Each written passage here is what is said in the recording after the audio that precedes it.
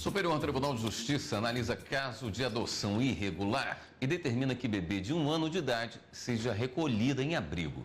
A medida foi tomada para preservar o interesse da criança.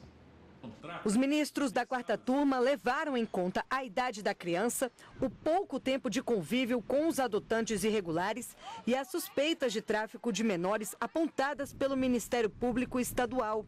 O relator do processo, o ministro Marco Buzzi, informou que a situação é especial e exige uma solução que não incentive a adoção à brasileira.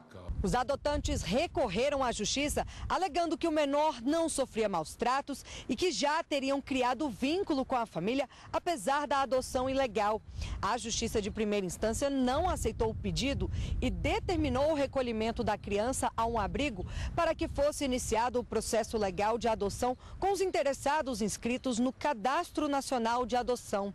O Ministério Público entrou com uma ação de destituição do poder familiar contra os adotantes e a mãe biológica. Para o ministro relator Marco Buzzi, a atitude dos adotantes também confirma a ilegalidade na forma como foi feita a transferência da guarda do menor. O ministro ressaltou ainda que a pouca idade da criança e o fato de os elos de convivência não estarem consolidados inviabilizam a flexibilidade das regras legais para permitir a adoção irregular em nome da prioridade dos interesses do menor. Só quando, de fato, está reconhecido ali que há um vínculo afetivo estabelecido entre essa criança e essas pessoas os interessados em adotá-la, é que se pode excepcionar a regra legal. Permitir que as pessoas elas descumpram esse regramento é justamente prejudicar não só aqueles que observam a legislação, se submetem aos requisitos legais, não é?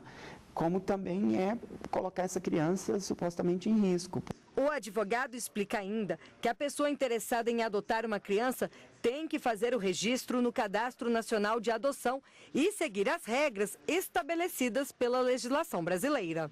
A adoção intuito personae ou dirigida, ela só é autorizada em 3 situações que a própria lei ela já traz, que está no artigo 50, parágrafo 13 do Estatuto da Criança e do Adolescente.